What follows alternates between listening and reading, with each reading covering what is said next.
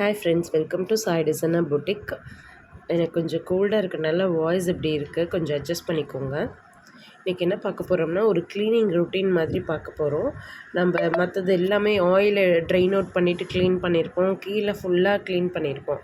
But இந்த பல்லுன்னு சொல்லுவோம் இல்லைங்களா, இந்த ஸ்டிச்சஸ் போடுற இடம் வந்து நம்ம க்ளீன் பண்ணியிருக்க மாட்டோம். அதை மந்த்லி நீங்கள் க்ளீன் பண்ணிங்கன்னா உங்களுக்கு ரொம்ப ஈஸியாக இருக்கும்.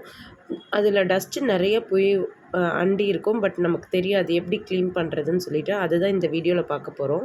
ஃபஸ்ட்டு இந்த 2 ஸ்க்ரூவும் நீங்கள் ரிமூவ் பண்ணிக்கோங்க. இது ரிமூவ் பண்ணிவிட்டு அந்த பிளேட்டை மட்டும் நீங்கள் எடுத்துட்டிங்கன்னா அதில் எவ்வளோ அழுக்கு இருக்குங்கிறத நான் இப்போ காட்டுறேன் பாருங்கள்.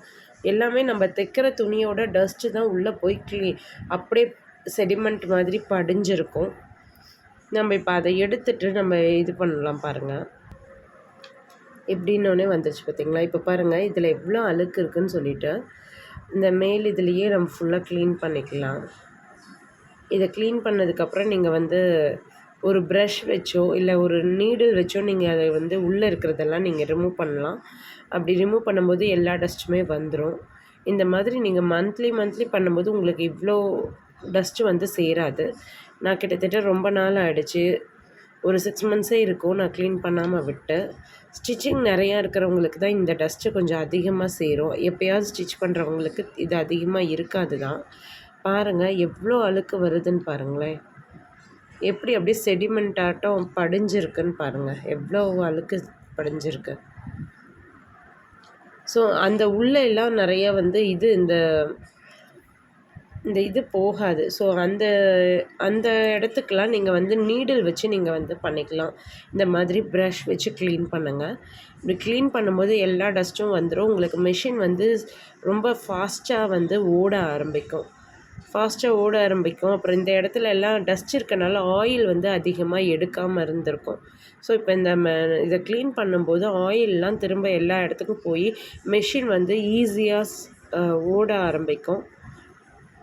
ஃபுல்லாக இந்த மாதிரி ரொட்டேட் பண்ணி க்ளீன் பண்ணுங்கள். ரொட்டேட் பண்ணி க்ளீன் பண்ணும்போது எல்லா இடமும் நம்ம க்ளீன் பண்ணுற மாதிரி நமக்கு இருந்துக்கும். ஸோ உள்ளே வெளியே சைடில் எல்லா பக்கமும் இந்த மாதிரி ப்ரஷ் வச்சு க்ளீன் பண்ணிவிடுங்க. கீழே அடியிலையுமே ப்ரஷ்ஷை வச்சு இப்படி சுற்றி க்ளீன் பண்ணிங்கன்னா எல்லா டஸ்ட்டுமே வந்துடும். பாருங்கள், இப்போ சுற்றும்போது மேலே கூட கொஞ்சம் கொஞ்சமாக வருது நமக்கு.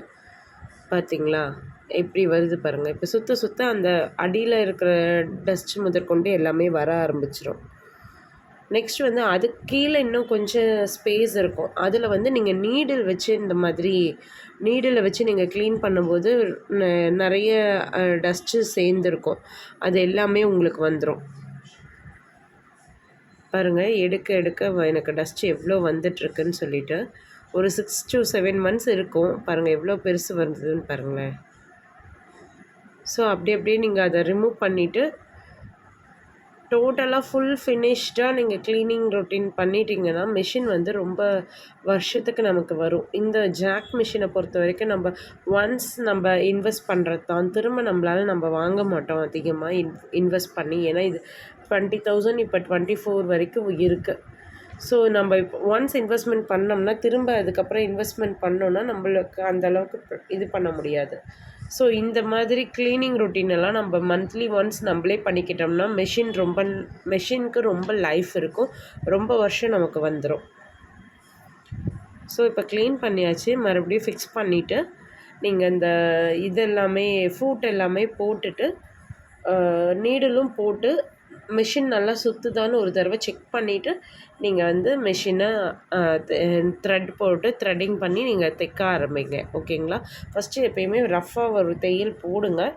அது வந்து எதுலேயும் இங்கே கீழே வந்து பல்லு படாமல் இருக்கான்னு பார்த்துக்கோங்க. நீடில் உடையாமல் இருக்காங்கிறத செக் பண்ணிவிட்டு நீங்கள் வந்துட்டு தைக்க ஆரம்பிச்சிருங்க. இதுதான் என்னுடைய மந்த்லி ரொட்டீனு. நான் இந்த ஃபூட்டரையும் க்ளீன் பண்ணிக்கிறேன். ஃபூட்டரையும் க்ளீன் பண்ணிவிட்டு நான் வந்து அதில் ஃபிக்ஸ் பண்ணிவிட்டு நான் நீடலையும் ஃபிக்ஸ் பண்ணி ஒரு தடவை ஓட்டி பார்த்துக்கிறேன். மெஷின் ஆல்மோஸ்ட் ரொம்ப க்ளீனாக ரெடி ஆகிடுச்சு. நம்ம ஸ்டிச்சிங் பண்ணி மந்த்லி ஒன்ஸ் நீங்கள் க்ளீன் பண்ணிவிட்டு மெஷினை பர்ஃபெக்டாக வச்சுக்கோங்க. அப்போ உங்களுக்கு ரொம்ப நாள் லைஃப் வரும், மெஷினுக்கு உண்டான லைஃபை.